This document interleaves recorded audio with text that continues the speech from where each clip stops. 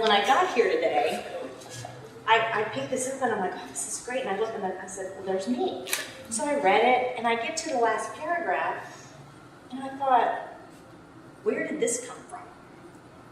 It says Kim has 3 grown children, 3 horribly spoiled dogs. I'm like, did she Google me? And so, because I'm not on any social media. Okay, so in fact, one part of our conversation was, I had such a hard time finding you. And I'm like, good, that was my goal. So I looked through this again, and how would she know this? And I looked at the word horribly, and that's what I use to describe my dogs. They're horrible dogs. They are spoiled, they're rescues, they think they run the house, and they do. So I called my husband, and I said, did you talk to Nikki? He goes, well, I emailed her. And I said, really, did you?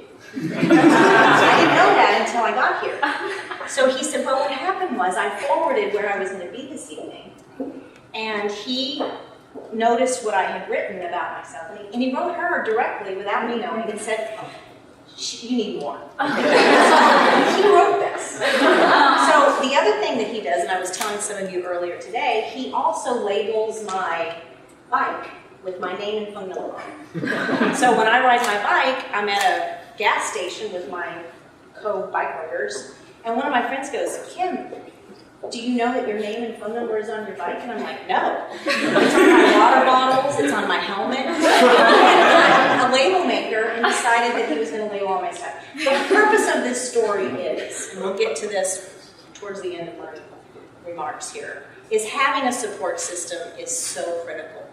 Whether it's your parents, your siblings, your significant other, take advantage of that.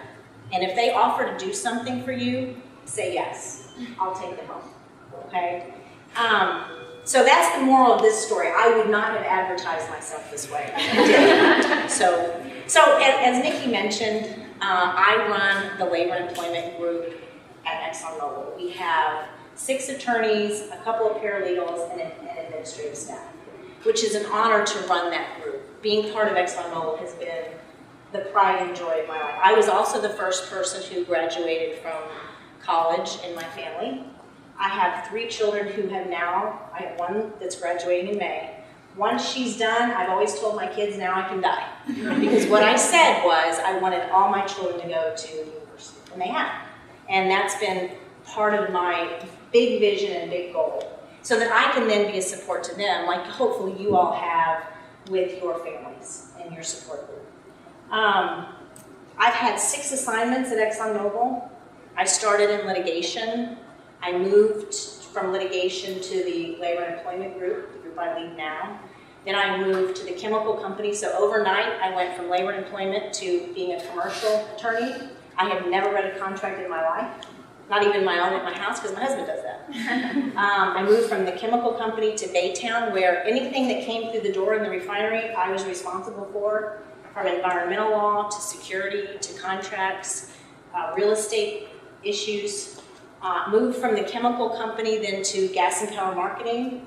I led what was called a bilateral investment treaty arbitration with Argentina. And I had no idea that you could sue a country, okay? I also led what was a $4 billion project at Sabine Pass, which was LNG. I didn't know what LNG was. I moved from that job now to this job. So I will tell you, you're going to be stretched every moment of the way. And you know what? When you get into those roles and those responsibilities and those opportunities, I was afraid to answer the phone because I was afraid of the question and I knew I didn't know the answer. But that's okay, because you can leverage all of these networks that you're building now to be able to answer the questions. I went to law school at age 33 with 3 kids. I remember writing my check for my books with my 8-month-old on the counter, trying to get her not to fall off. And then I had a 4-year-old and an 8-year-old. And it's okay. Everybody gets through it. We took it one day at a time, literally. To celebrate you guys is pretty significant because I've been there. I know what the first year's like. It's so scary. In fact, I cried the first day of law school because I'm not smart enough for this. I don't think I can do it. But I went the next day and the next day and the next day, and you get through it. It goes by obviously so fast. Our company, ExxonMobil, is a very diverse international company. We have inclusion and diversity committees throughout the globe for all of our business lines and all of our functions. I'm what's called a function. I'm the tail on the dog, essentially. What we did was we moved from the diversity label to an inclusion label. And the reason that we did that was because we were worried that diversity meant Title VII. It meant gender. It meant religion. It meant age. And we thought that inclusion means much more than that. I'm looking around the room, and inclusion does mean more than that, right? It means your experience. It means your background. It means being a stay-at-home mom a couple of times. It means being a dad. It means being a runner, or whatever it is you do on the weekends. Ice climbing is pretty fun. You might try it. And I will tell you that we've even built it into what we call our career competency models. Our corporation just rolled out a model of skills, both behavioral and functional. And one of the behavioral skills is called promotes inclusion. So we're measured on that. You have a 1 to 4 competency. And what we describe it as brings together and harnesses diverse individuals and resources in a way that is beneficial, creates an environment of involvement, respect, and connection, where various ideas, backgrounds, and perspectives are used to enhance value. That's big. This is a global model. Every one of our businesses and functions has this as part of their skill set. I think that's extremely significant. So now, do you want to hear my view of what I think inclusion is? Well, you're about to hear it. We have what are called Kim-isms at my house, and this is a Kim-ism. I think that listening is the key to inclusion. And why do I say that? Well, listening is learning, right? And in a world today where we're not listening to each other very well, I say we need to focus on it more than ever. If you're doing all the talking and the interrupting, you're not being inclusive. You guys are really smart, but I will tell you, in a group of clients at my company, you're not the smartest person in the room. So don't ever act because you're not. You have a skill set that's very significant and very unique, but you're not the smartest person in the room. I'll give you an example. We worked on a global sourcing project in my group where we were tapping into our employment lawyers. To be able to do that, they had jurisdictional issues that were different than the U.S. We're a U.S. company, and you cannot shove U.S. ideas around the globe. You cannot do it. It won't work, and you won't get the project done. But because we listened, we got the project done in fact, much quicker than they thought we would, because we listened to how they needed to structure the deal. What else is listening? Respect. And respect to me, what else is listening? It's respect. And respect to me is critical in an inclusive environment. Hands down. I've been in situations where I'm speaking to others and they're on their phones, their iPads, their computers. In fact, I'll give you an example. We did an interview this week with a gentleman from Chicago. We're hiring a labor and employment attorney, very qualified. While we're on the phone, there are 3 of us, he's typing. I can hear the clicks of his keys. He's not getting the job. Off the list. He's not listening. And he's not being respectful that we spent 3 attorney time calling him at his job to get some information on him. So it doesn't matter how qualified he is. He wasn't listening. Listening is earning the right to advance. I have a sales background. I sold credit reports for 10 years. Today, I sell legal services. You all sell legal services, so you need to learn to be a salesperson. When you earn the right to advance, and that's a sales concept, you're building trust. I can't sell you $1 million worth of product, or even $10,000 worth of product, unless you trust me. Earn the right to advance. When they tell you that the meeting is at 8 o'clock, be there before time. I'm also big into sports. Okay, my kids I'm a professional golfer. Okay, that's one of my oldest son. When you're on time, you're late. So if you have a meeting at 8 o'clock, you better be there at 10 till 8.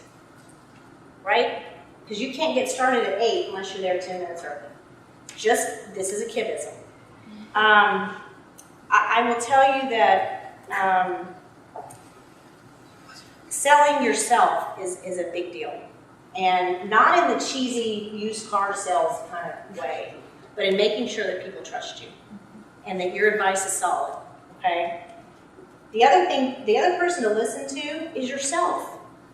If you have a viewpoint to share, share it. Trust yourself. Is it scary? Yes. Do you get that feeling in your stomach that you're kind of afraid that people will think you're stupid or crazy? Don't worry about it.